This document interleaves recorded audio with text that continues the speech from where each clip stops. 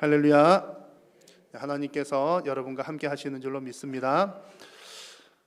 여러분, 그 대부분의 경우에 있어서 무엇이 나에게 들어오느냐에 따라 또 어떤 것이 나가느냐가 결정이 되는 경우들이 많습니다. 어떤 인풋이 있느냐에 따라 어떤 아웃풋이 있느냐를 결정을 짓는 거죠. 그래서 그 사람에게 그 사람이 뭘 받아들이느냐를 보면 그 사람들이 어떤 행동 혹은 어떤 결과물들을 또 도출해 내는지도 대략 짐작을 할 수가 있을 겁니다. 그래서 사람들과 대화를 나눠볼 때 이런 질문들을 서로 좀 하잖아요.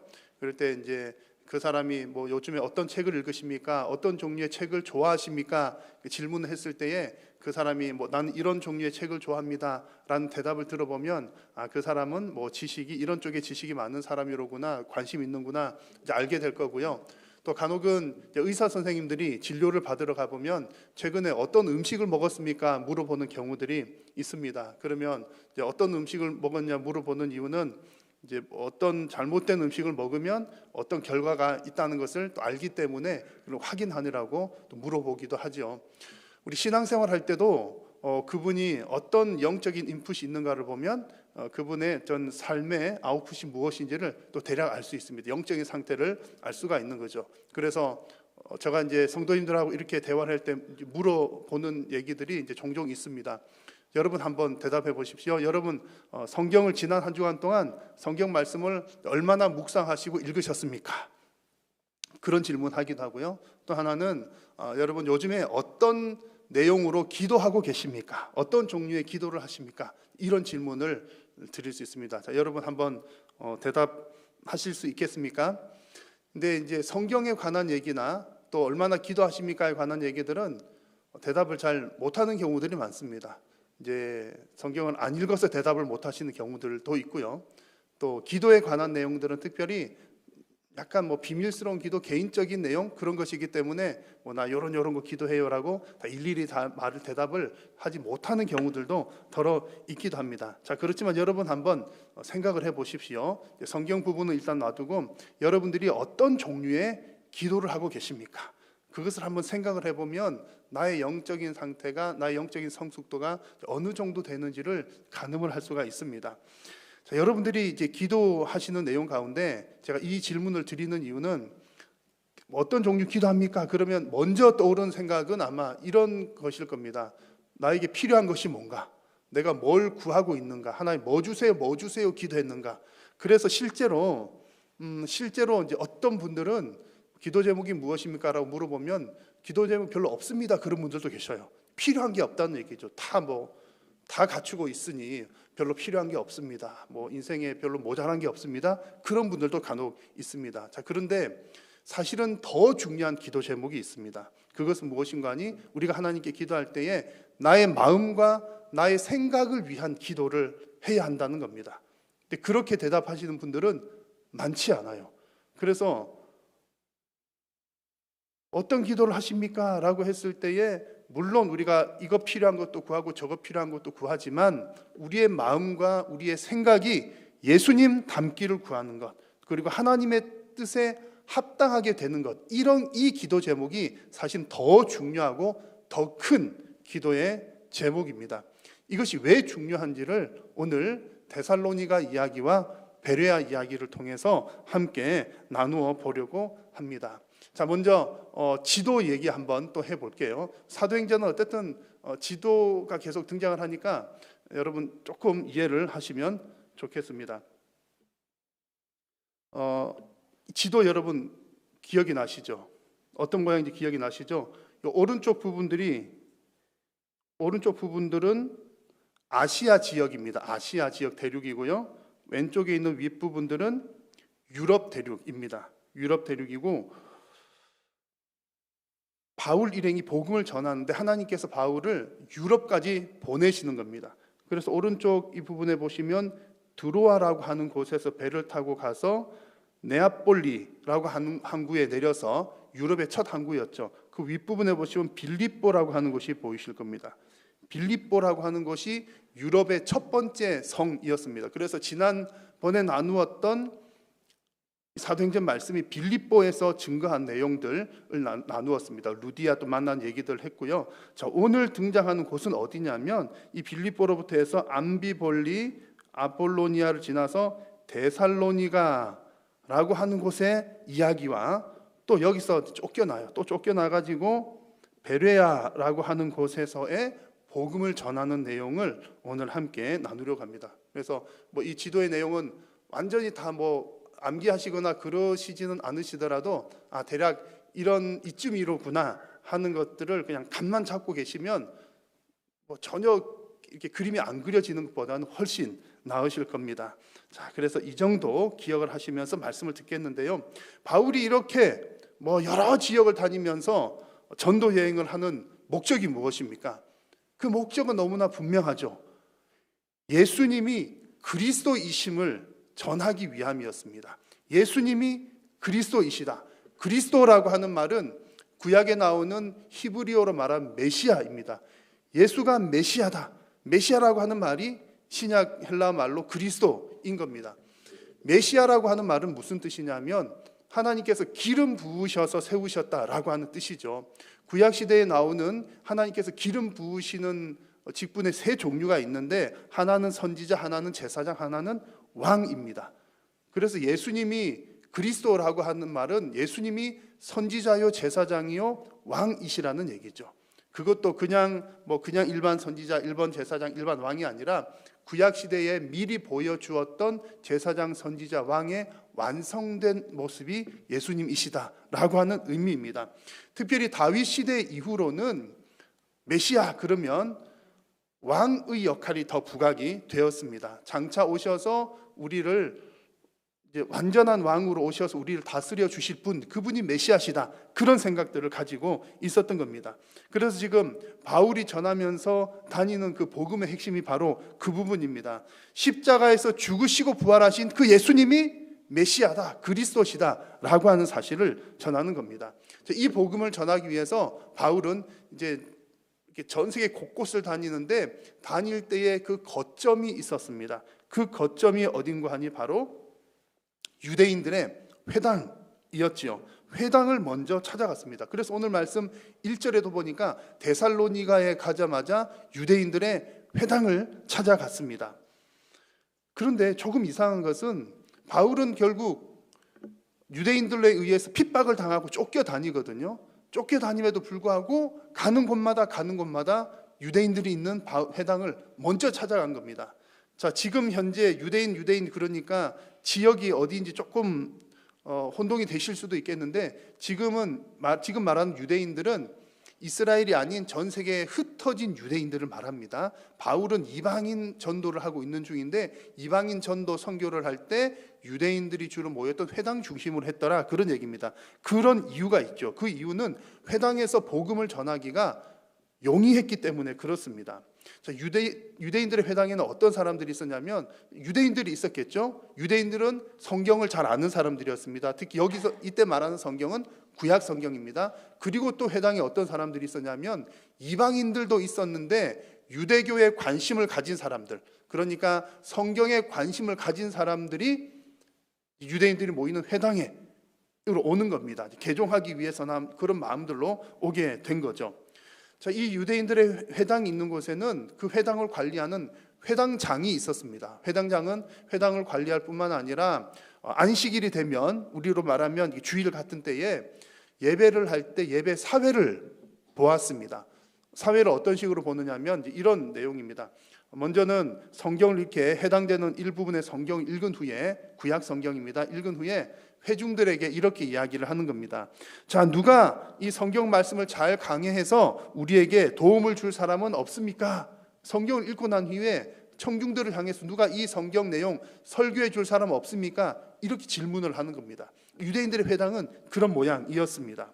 자, 그럴 때 지금 이 자리에 누가 참여했죠? 바울이 가는 곳마다 안식일이 되면 유대인 회당을 찾아가는 겁니다. 찾아갔던 이유가 여기에 있는 거죠. 그렇게 해서 회당장이 사회 보면서 성경 읽고서 어떤 내용인지 해석해 줄 사람 있습니까? 그러면 바울이 손을 들고서 자, 여기서 말하는 이 예언이 예수라고 하는 분에 의해서 성취가 되어서 우리의 구원자가 되셨습니다. 그 얘기를 설명을 해 주는 겁니다. 그래서 오늘 말씀 2절을 보시면 바울이 회당에 가서 새 안식일 동안에 안식일 3번 동안에 가서 성경을 가지고 강론을 했다라고 나오는 겁니다. 그러니까 어떻게 유대인들에게 강론을 했다는 말이지? 라고 하는 내용이 아마 여러분 이제는 이해가 되실 겁니다. 회당에서 이런 진행이 있었기 때문에 바울이 그 자리에서 성경 말씀을 풀어줄 수가 있었다는 얘기입니다. 이 자리에서 바울이 강론한 그 성경의 핵심은 바로 예수님이었습니다. 3절 말씀에도 보면 뜻을 풀어, 구약에서 예언한 뜻을 풀어 그리스도가 죽은 자 가운데서 다시 살아나야 하는 것을 증언하시고, 예수님이 죽으셨다가 살아나신 분입니다 라고 하는 것을 증언하고 설명하면서 그 예수님이 바로 그리스도 메시아이십니다 라고 하는 것을 강론을 했다는 얘기입니다. 자, 여러분, 복음의 핵심은 예수님의 십자가의 죽으심과 부활입니다.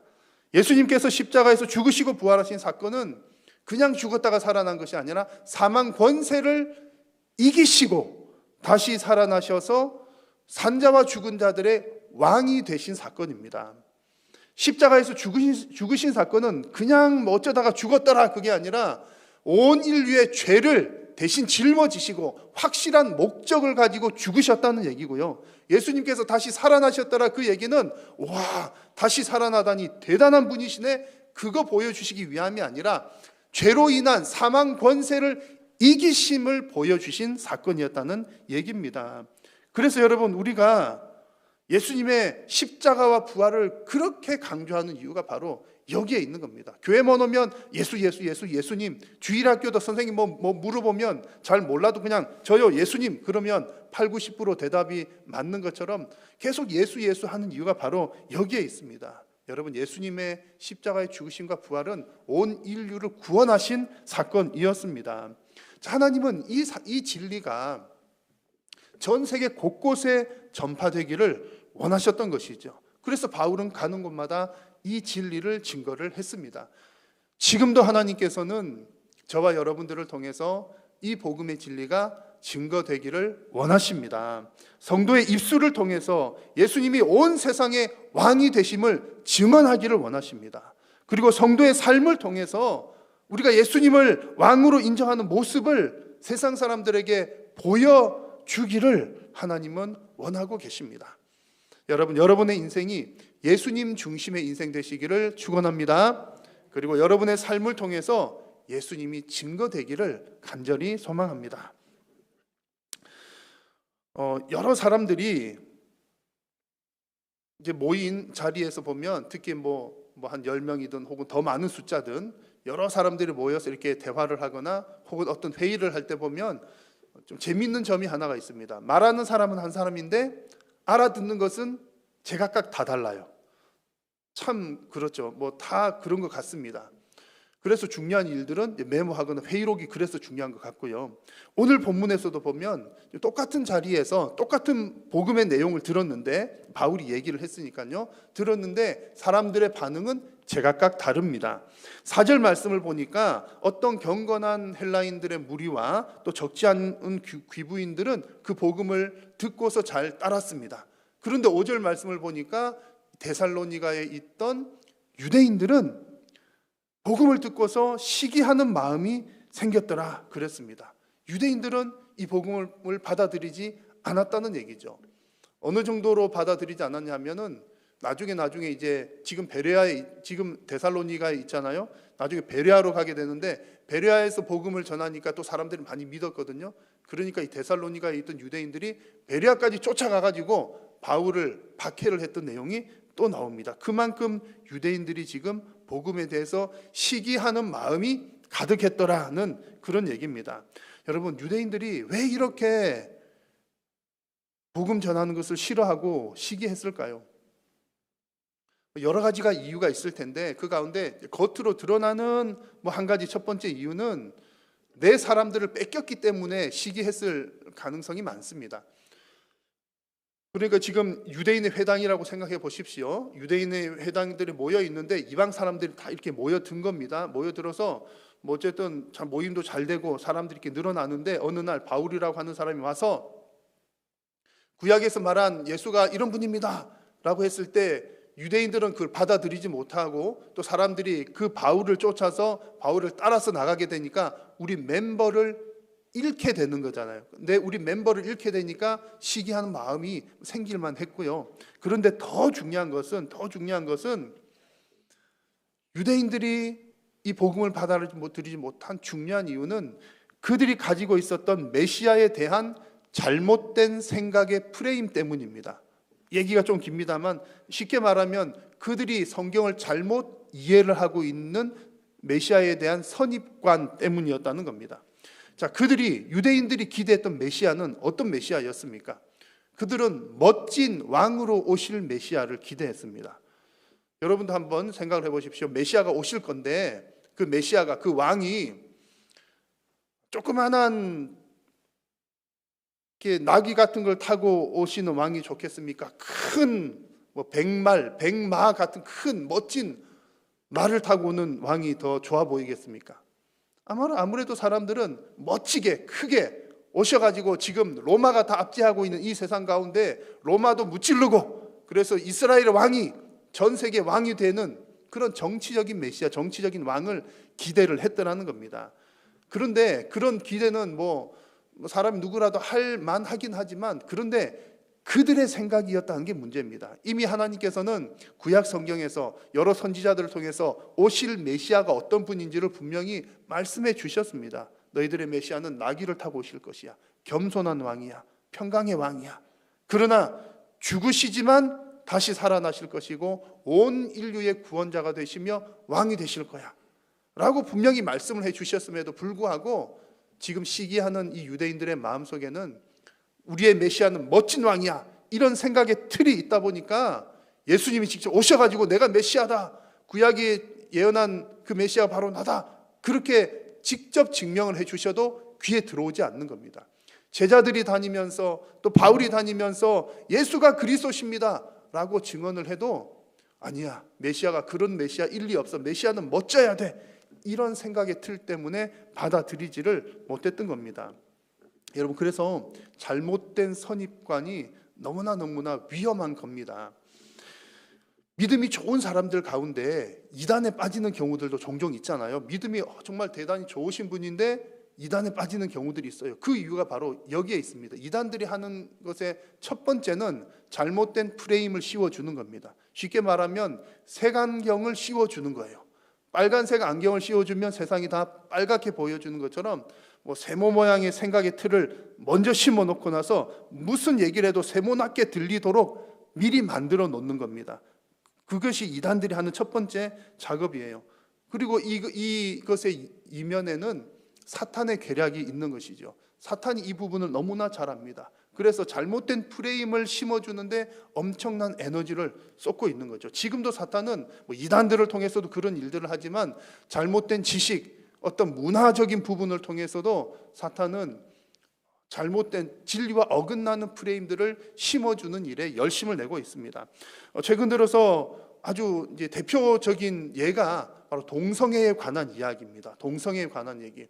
동성애에 관한 얘기들을 의외로 하나님 믿는 사람들 중에서도 그래, 그 사람들 존중해 줘야 되지 않아? 이렇게 말하는 분들이 많이 있어요. 심각한 문제가 되는 겁니다. 자, 여러분, 동성애를 지지하는 문화들은 어떤 주장을 합니까? 동성애 하는 것은 개인의 선택이요, 권리다. 또 소수자들, 약자들을 돌보는 거다. 인권 문제이다. 이런 얘기를 하는 거예요. 인권, 약자 보호, 그러면 고귀한 단어처럼 들리잖아요. 그래서 그 고귀한 단어인 인권이라고 하는 것을 거기다가 프레임을 씌우는 겁니다. 자, 그런데 성경은 무엇이라고 말합니까?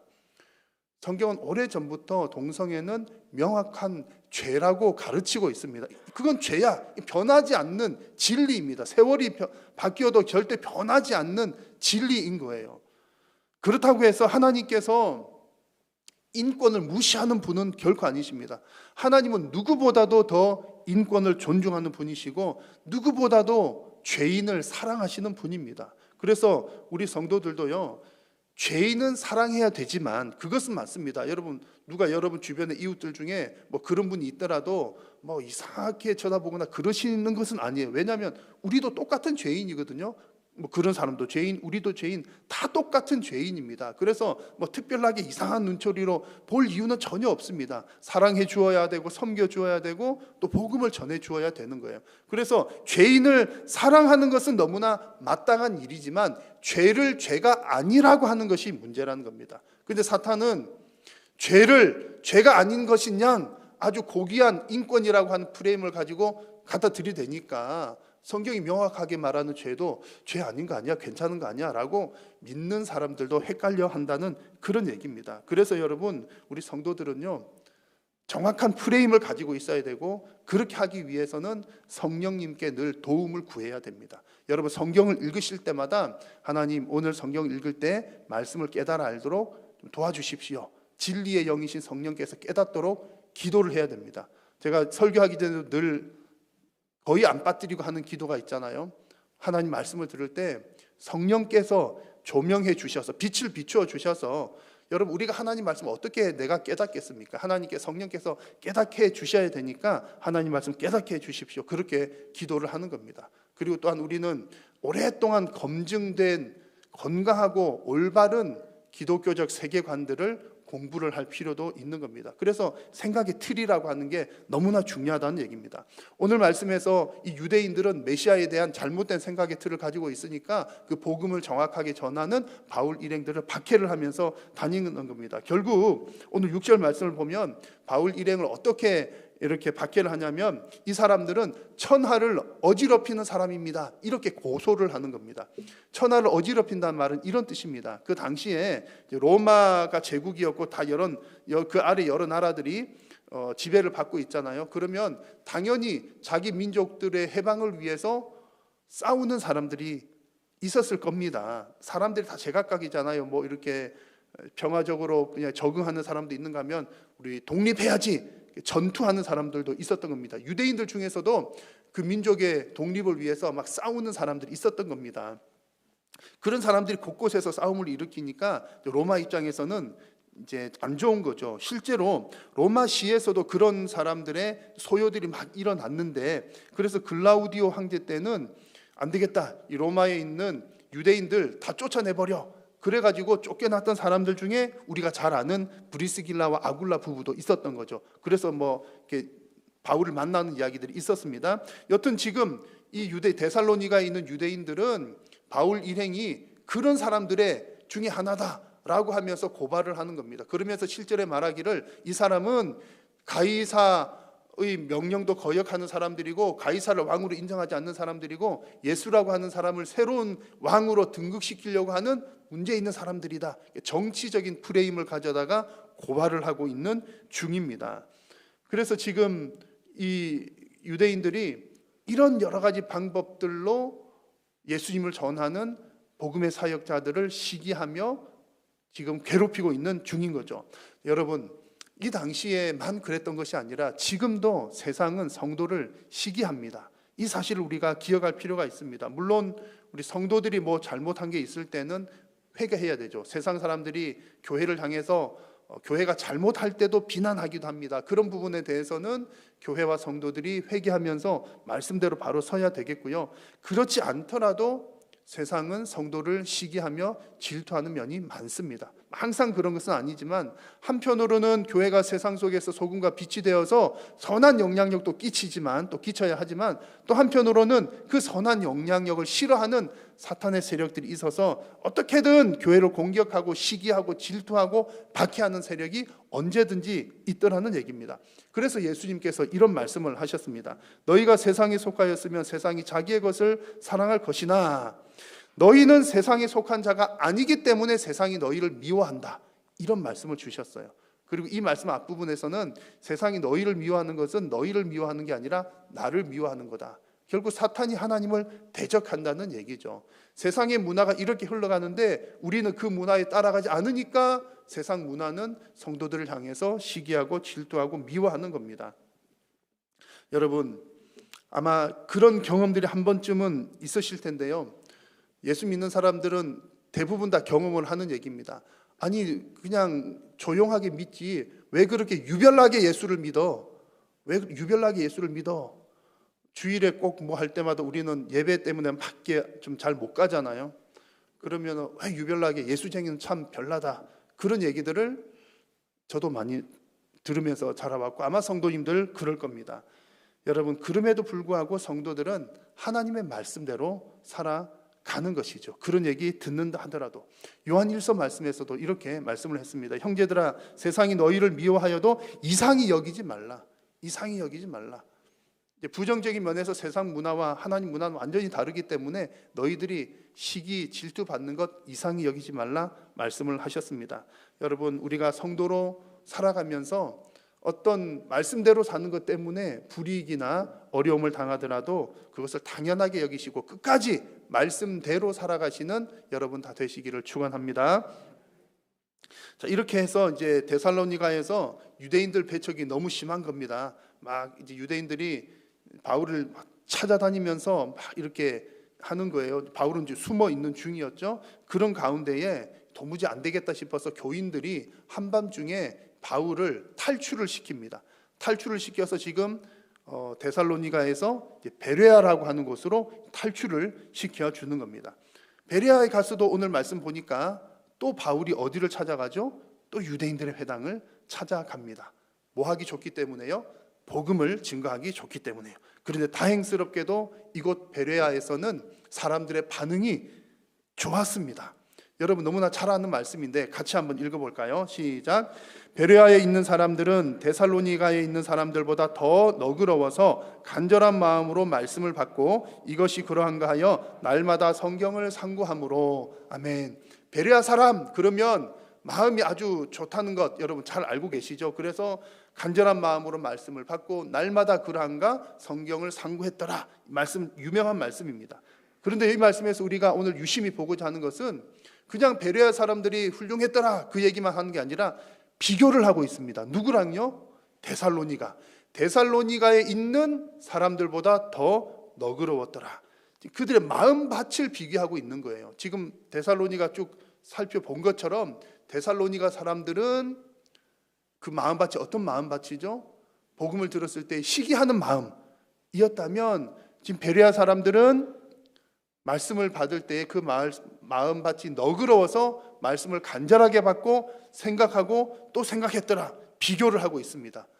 이 두 마음밭의 상태에 따라 어떤 결과의 차이가 있는지를 보여주기 위함이죠. 그래서 베레아에서는 앞에서 데살로니가에서는 마음밭이 그러다 보니까 계속 바울을 쫓아다니면서 시기하고 질투하고 고발하고 박해를 했는가 하면 이곳 베레아에서는 유대인들 중에서도 믿는 사람이 많았고 이방인들 중에서도 믿는 사람들이 많았더라는 말씀을 하고 있습니다.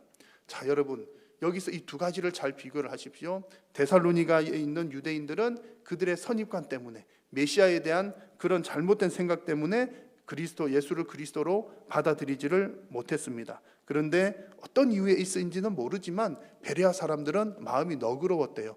그 이유는 모르겠어요. 마음밭이 좋아서 복음을 잘 받아들였습니다. 분명한 것은 마음밭의 상태에 따라 각각 다른 열매들이 맺힌다는 얘기입니다. 예수님께서도 이것을 미리 말씀을 해주셨습니다. 마음밭 비유를 얘기하시면서 여러 종류의 마음밭이 있는데 말씀을 들어도 깨닫지 못하는 마음도 있고 또 말씀을 듣기는 듣지만 뿌리를 내리지 못하는 마음도 있으며 또 뿌리 내리고 자라긴 했지만 여러 가지 시험과 염려, 유혹들 때문에 열매 맺지 못하는 마음도 있다. 자, 그러나 마음밭이 좋아서 말씀을 받고서 100배, 60배, 30배 열매 맺는 마음밭이 있더라. 예수님께서 말씀을 하셨습니다. 지금 베레아 사람들을 데살로니가 사람들과 이렇게 비교를 해서 더 마음밭이 좋았더라, 결실을 더 많이 맺었더라, 그 얘기를 해주고 있는 겁니다. 자, 여러분, 오늘 이 말씀을 보시면서 우리가 또 어디에 관심을 가져야 할지가 분명해집니다. 당연히 우리가 최고로 관심을 가져야 할 것은 예수 그리스도입니다. 예수님의 십자가와 부활, 그 사실에 관심을 가져야 하겠고요. 또 한 가지 놓치지 말아야 될 것은 나의 마음밭의 상태에 대한 관심도 가져야 하는 것입니다. 여러분, 여러분의 마음밭에 관심을 가지십시오. 그래서 제가 서론 부분에 질문했던 것 중에 어떤 기도하십니까? 라고 했을 때 그냥 뭐 필요한 거 이것도 당연히 해야 됩니다만 그것만 하는 사람은 신앙이 뭐 아주 성숙한 것은 아니라고 봐도 무방합니다.